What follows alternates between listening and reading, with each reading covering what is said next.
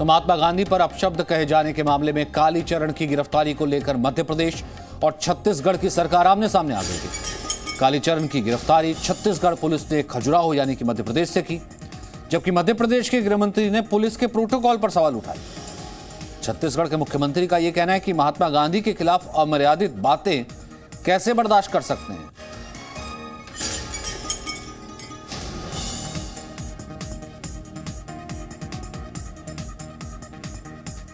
छत्तीसगढ़ के मुख्यमंत्री भूपेश बघेल जी इस वक्त हमारे साथ हैं, क्योंकि तमाम लोग इंतजार कर रहे हैं उनसे बातचीत करने के लिए। जब से सुबह से खबर आई है कालीचरण महाराज को गिरफ्तार करने की, पूरी दुनिया की और देश की नज़र है आप पर कि आप क्या बोलेंगे, क्या प्रतिक्रिया देंगे, क्योंकि लोग जानना चाहते हैं कि ये कैसे हुआ और किस तरह से आपने गिरफ्तारी करके उनको कहीं ना कहीं एक न्याय दिलाने का काम किया, क्योंकि गांधी जी के खिलाफ उन्होंने बोला था। देखिए, छत्तीसगढ़ में धर्म संसद का आयोजन किया गया और दूसरे दिन कालीचरण जी महात्मा गांधी के बारे में अनर्गल बात की।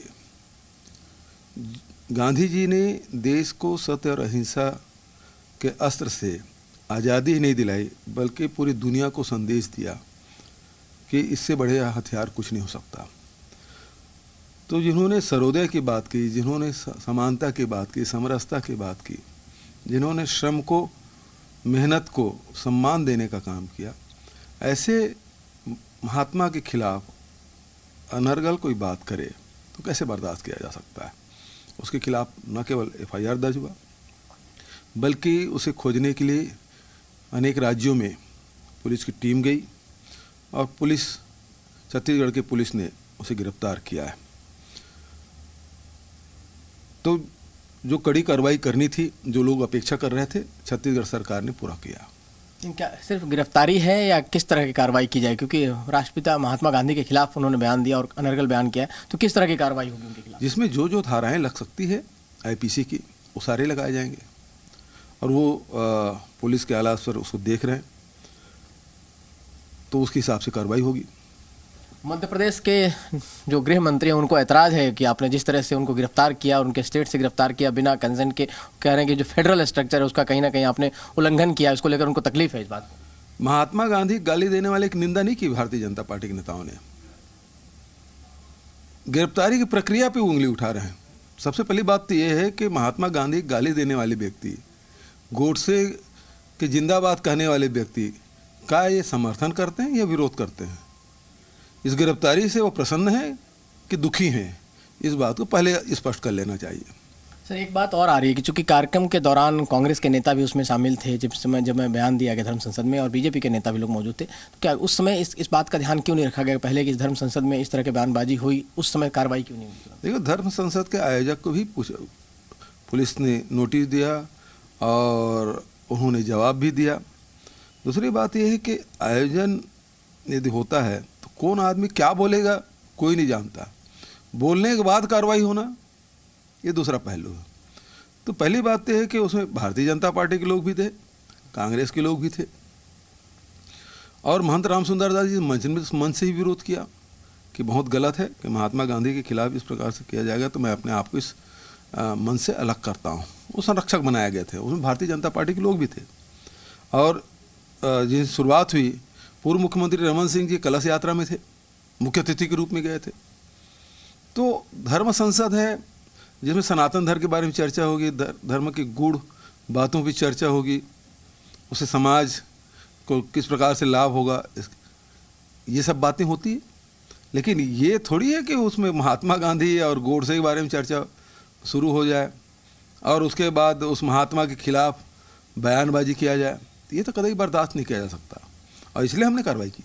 कांग्रेस पार्टी के मंच से कहा गया था कि देशद्रोह का मुकदमा उनके खिलाफ चलाया जाना चाहिए, उनको सख्त से सख्त सजा जाना चाहिए। क्या देशद्रोह का मुकदमा चलाया जाएगा उनके खिलाफ? बिल्कुल लग सकता है, क्यों नहीं लग सकता, लगाए जाएंगे, कार्रवाई भी होगी।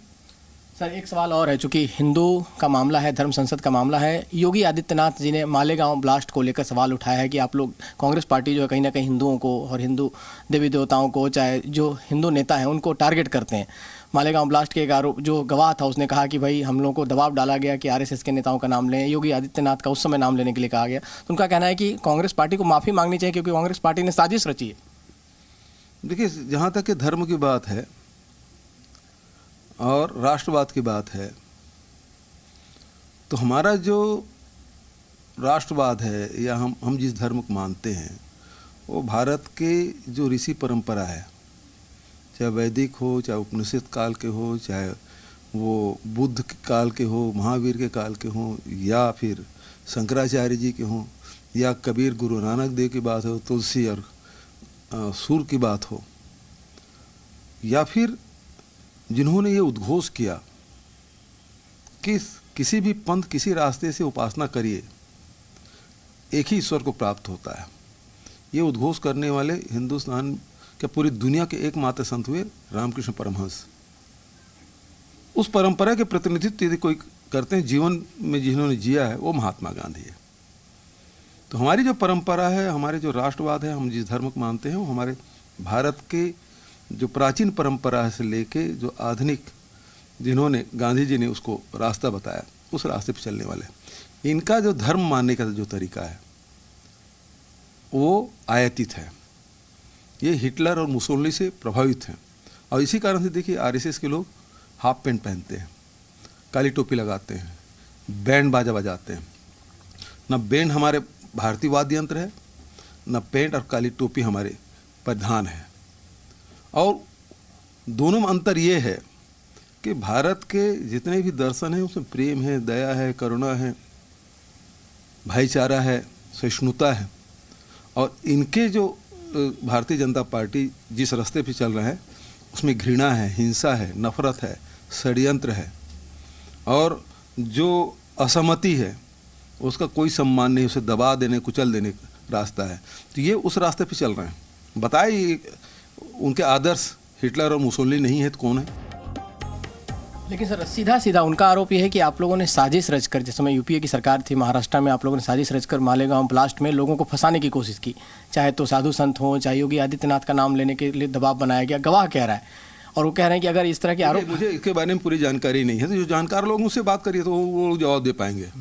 आप पर्टिकुलर किसी घटना के बारे में बात करेंगे तो उसकी जानकारी मुझे नहीं है, लेकिन मेरे प्रदेश में जो घटना घटी उसकी पूरी जानकारी मैंने दी।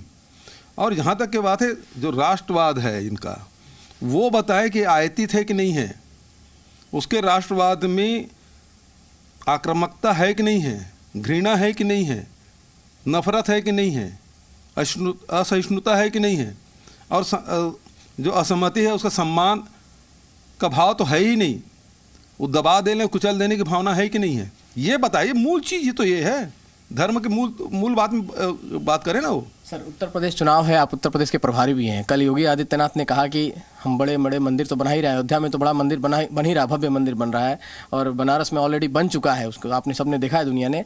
काशी और वृंदावन, मतलब मथुरा और वृंदावन में भी भव्य मंदिर बनाया जाएगा। क्या मानते हैं इसको, क्या किस लाइन पर जा रहा है चुनाव? देखिए राम मंदिर कोर्ट के निर्देश में बना, और ये बात राजीव गांधी जी बोल चुके हैं कि कोर्ट जो नया आदेश करेगा उसके 1 इंच भी इधर उधर नहीं हटेंगे। और हुआ यही कि कोर्ट के आदेश से ही न्यास का गठन हुआ और उससे निर्माण हुआ। लेकिन भारतीय जनता पार्टी ने क्या किया, उनके लोगों ने, उनके अधिकारियों ने, उनके नेताओं ने जमीन में करोड़ों अरबों रुपए कमा रहे हैं। दूसरी बात, काशी की बात करिए, काशी में कितने मकान तोड़े गए, कितने मंदिर तोड़े गए, और कॉरिडोर बना दिया वहाँ के। मैं तो गया था वहाँ, मॉल बना दिया, मॉल। तो आप अब उतने में पेट नहीं भर रहा कि और जगह जा रहे हैं, तो आप धंधा कर रहे हैं, राम के नाम से लूट रहे हैं। राम नाम की लूट है, लूट सके सो लूट। एक कोशिश की जाती है बीजेपी की तरफ से और आरएसएस की तरफ से आपकी पार्टी को एंटी हिंदू दिखाने के लिए। आपको लगता है कि इस जो गिरफ्तारी हुई है अभी आपने की है, इसके बाद फिर से कोशिश होगी कि आपको एंटी भगवा दिखाने के लिए, एंटी साधु संत दिखाने के लिए उसकी कोशिश होगी, तो आप उसके लिए तैयार हैं? देखिए हिंदू हम हैं, इसे योगी आदित्यनाथ के सर्टिफिकेट की ज़रूरत नहीं है। वो पहले यह बताया कि वो गोरखनाथ के रास्ते पे चल रहे हैं कि नहीं चल रहे हैं, जिसमें गरीब को, दलित को गले लगाने की बात करते हैं। वो तो पहले नहला लेते हैं तब मिलते हैं, उनके घर बैठना पसंद नहीं करते। पहले बता वो अपने रास्ते से विचलित हुए कि नहीं हुए। और हम हिंदू हैं, हम कोई वोट के लिए राम वनगमन पर्यटन परिपथ नहीं बना रहे हैं, हम कौशल्या मंदिर के सौंदर्यीकरण हम नहीं कर रहे हैं वोट के लिए। हमारी आस्था है, हमारी परंपरा है, हमारी संस्कृति है, उसको हम बढ़ा रहे हैं। वो राम के नाम से वोट मांगते हैं, हम वोट नहीं मांगते। वो हमारी आस्था है, आस्था का विषय हमारी संस्कृति है, उस पर हम काम कर रहे हैं। सर एक सवाल प्रधानमंत्री के कार को लेकर है। कल आपने देखा होगा तमाम जगह खबरें आ रही कि उनकी बड़ी महंगी कार है, 12 करोड़ की कार उन्होंने ली है। सुरक्षा का हवाला दिया जा रहा बीजेपी की तरफ से, सरकार की तरफ से कि एसपी जी ने कहा, और चूंकि आप तो सीएम हैं, आप भी जानते हैं कि सुरक्षा के हवाला देकर ये सब चीज़ें कही जाती है। आपको लगता है कि 12 करोड़ की कार को लेकर सवाल खड़े होने चाहिए? देखिए 16,000 करोड़ के प्लेन और 12 करोड़ की कार चर्चा क्यों नहीं होगी, जब देश में गरीबी बढ़ रही है, महंगाई बढ़ रही है, बेरोजगारी बढ़ रही है, 7.5 करोड़ लोग गरीबी रेखा के नीचे आ गए, नौकरियां मिल नहीं रही है, महंगाई 40%, पेट्रोल डीजल रसोई गैस में बढ़ गया और 14% महंगाई बढ़ी है, तो ऐसे में सवाल लाजमी हो जाता है। सर एक आखिरी सवाल है। राहुल गांधी आपके नेता हैं, पहले भी अध्यक्ष रहे हैं और भावी होने वाले समय में भी अध्यक्ष होंगे। राहुल गांधी को लेकर बीजेपी लगातार सुबह से सवाल खड़े कर रही है उनके विदेश दौरे को लेकर कि वो सीरियस नहीं है, चाहे तमाम मंत्री हैं लगातार उठा रहे हैं कि वो जब भी ऐसा मौका आता है चुनाव के समय बाहर घूमने जाने जाते हैं, वो 24/7 पॉलिटिशियन होने के बजाय 24/7 पर्यटक हैं। इस तरह के आरोप नकवी साहब और तमाम मंत्री लगा रहे हैं। ये तो मोदी जी हैं, कोरोना के कारण से मोदी जी विदेश नहीं जा पा रहे हैं, नहीं तो केवल चुनाव प्रचार के लिए हिंदुस्तान आते थे। ऐसा कोई देश नहीं दुनिया का जिसमें वो नहीं गए हैं, और कोई निवेश ऐसा नहीं आया है देश में जिससे यहाँ के अर्थव्यवस्था सुधार हो। तो पर्यटन करने का काम तो प्रधानमंत्री का है, वो कोरोना की कृपा है कि वो नहीं जा पा रहे हैं। उसको दुख इस बात का है कि कोरोना है और वो जा नहीं पा रहे हैं। चलिए बहुत धन्यवाद सर आपका। तो ये थे छत्तीसगढ़ के मुख्यमंत्री भूपेश बघेल साहब, जिनसे सारे मामलों पर बात की। उन्होंने बेबाक अपनी राय हर मुद्दे पर रखी है। रवि त्रिपाठी, जी मीडिया, दिल्ली।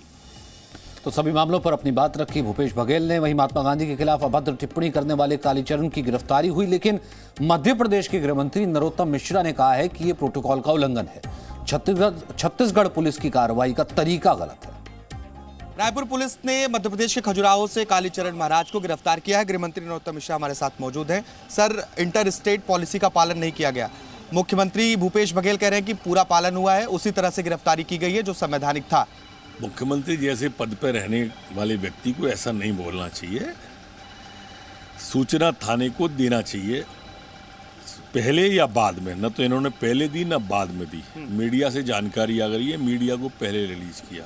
किसी नक्सली को नहीं पकड़ा भूपेश सरकार ने, एक व्यक्ति की जिसने शाब्दिक त्रुटि कर दी थी, जो गलत भाषा बोल गया था।